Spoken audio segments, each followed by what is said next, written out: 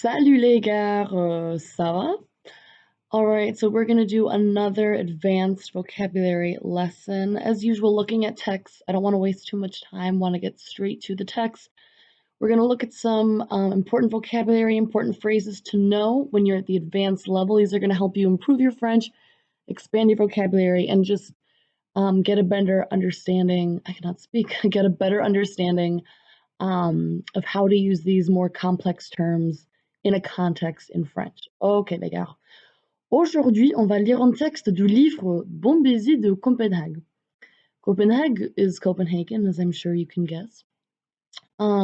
This is a book. Again, I am currently in France at the moment, so I did just buy this and currently reading it. Highly recommend. Definitely, if you're at the advanced level, this is something that you can most certainly read. And I think it was only like €8 at the store, so you should be able to find it on Amazon. It is Livre de Poche, which is a great company. You can find a lot of books from that company. All right, let's go. Alors, aujourd'hui, on va lire un texte qui parle d'un gars, d'un homme qui est né au Maroc, mais ils ne sont pas marocains.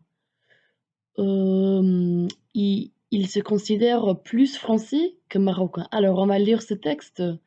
Je vais vous lire la première partie et après, on va voir des mots-clés. Ok, c'est parti. Je suis née au Maroc. Mes parents ont migré en France en nourrisson dans les bras. Je n'ai vécu que quelques semaines au Maroc, mais je me souviens des odeurs, des couleurs et de la lumière. Peut-être est-ce un souvenir inventé, une image fantasmée du pays. Mais j'aime cette image. Alors, je m'y accroche. Je n'y suis jamais retournée, malgré les demandes répétées de mes parents. J'ai trop peur. Peur d'être déçue. Les odeurs seront forcément moins épicées, les couleurs moins chatoyantes et la lumière moins douce que dans mon souvenir. Okay, first of all, I think I have a typo, and I just want to double check. When it says « Je suis jamais retournée », attends, je vais voir. Yeah, there should not be another E here. I apologize. So just ignore that. Because obviously he's a man, so there's not an extra E. Masculine form. All right, let's look at the mots-clés. Un nourrisson is an infant. All right, a little bébé, un bébé. Une image fantasmée. Basically, the best translation I can think of is an image of a fantasy world, or a fantasy image, made up imaginary image. That's very fantasized, fantasticalized. My English, again, is not that great during this time period, as I am not in America. But essentially an image of a fantasy world. So une image fantasmée du pays. So he has this fantasy image of what his country, le Maroc, is. S'accrocher, to hold on to or to cling to. So s'accrocher, ici il dit je m'y accroche. So he's holding on to this idea of his pays, cette image. Il s'y accroche. He's holding on to that image. He's clinging to that image. Épicé means spicy. You should know that. That's really important, especially if you're going to be going to France. You want to know those words when you're ordering food, when you're talking about food, asking questions about food at the restaurant.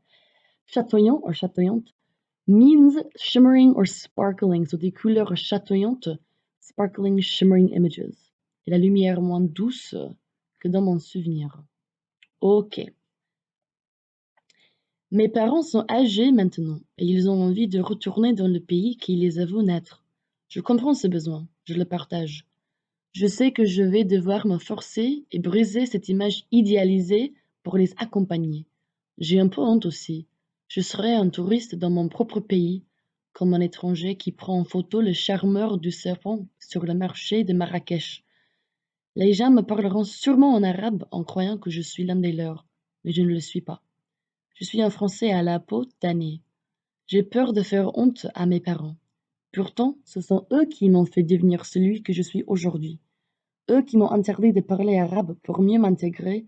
Eux qui m'ont inculqué la notion de patrie, de civisme, de citoyenneté. Ok les gars, naître, that's the verb to be born. Je suis né, tu es né, ouais. Elle est née, il est né, blah blah blah. Naître, to be born. It's very irregular. You should be able to recognize it. Here's a question. Why is there an S here? Alors, Il dit: Mes parents sont âgés maintenant et ils ont envie de retourner dans le pays qui les a vu naître. So, because we have les, which by the way is replacing the parents, les parents, le pays qui les a vu naître, the country that saw his parents get born or be born. Very awkward translation. Because we have les here, which is plural, il faut ajouter le s. So we have to add an s to vous because we have les. If this was feminine, for example, we were talking about his sister or his wife or his daughter, I don't know, his friend. Sorry. If that's what was happening, I'm sorry, I'm not, oof, okay. If that's what was going on, we'd have to add an E. But because it's plural, we're adding an S. C'est pour ça. Partager means to share. You should already know that, but I just wanted to highlight that because it is an important verb to know. Partager. Être l'un des leurs, to be one of them. Again, a very simple phrase, but just something to point out that you can kind of include in your regular conversation in French. Faire honte à, that means to embarrass or shame. We have to add the à. So to embarrass, in this case, he's saying he's scared of embarrassing his parents or to shame his parents. Pourtant, however, or cependant, ce sont eux qui m'ont fait devenir celui que je suis aujourd'hui. Eux qui m'ont interdit de parler arabe pour mieux m'intégrer. By the way, arabe is Arabic in case no one got that. Inculquer veut dire to instill. That's a really, really good verb, especially if you're going to write essays, especially if you want to speak at a much higher, more sophisticated level. Inculquer, c'est un verbe très, très, très important et très utile. Okay. And patrie is homeland or motherland, which I'm sure you all know because that is in the French national anthem. Ok, ça c'est la dernière texte, je crois. Oui. Ok, c'est parti. Maintenant, je suis un Français et je crains que mon visage ne reflète ma déception devant ces odeurs, ces couleurs et cette lumière. Mes parents ne le comprendraient pas. Ils m'ont parlé du pays, raconté 1000 histoires, ont partagé leurs souvenirs, mais pour moi, ce n'était que des contes avant d'aller dormir. Ce n'est pas parce qu'on a lu Peter Pan qu'on croit pour autant que les pays imaginaires existent. J'ai réussi ma vie. Mes parents sont fiers de moi. J'ai une femme magnifique, douce et amante, et 5 merveilleux enfants. Ils sont français. Ils n'ont pas connu les odeurs, les couleurs et la lumière. Je ne sais pas s'ils en auraient envie, et je ne sais pas si j'ai envie qu'ils en aient envie. Okay, let's just look at this last sentence really quickly. Je ne sais pas s'ils en auraient envie, et je ne sais pas si j'ai envie qu'ils en aient envie. Ok, ça c'est le futur. So here we have... Oh, pardon. C'est pas le futur. C'est conditionnel. Oh putain. So we don't know if... He doesn't know if they will want to know, connaître les odeurs, les couleurs et la lumière.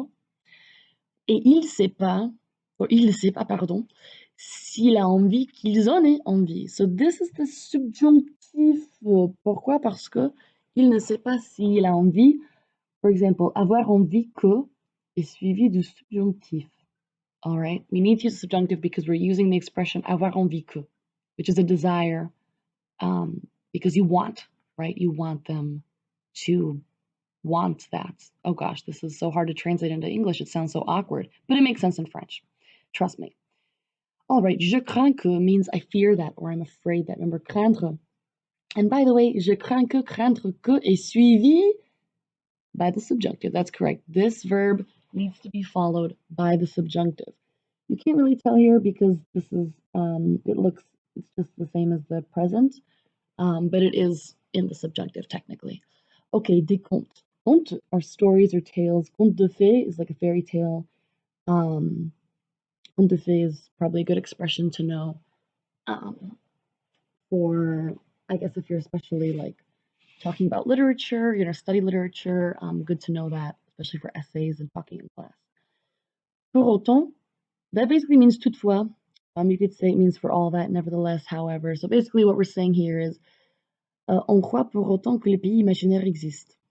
Ce n'est pas parce qu'on a lu Peter Pan qu'on croit pour autant que les pays imaginaires existent. Okay, it's just because we read Peter Pan, that doesn't necessarily mean that we believe, or we don't believe, however, or nevertheless, we don't believe that the imaginary country exists. Again, these are very awkward translations in English, I apologize.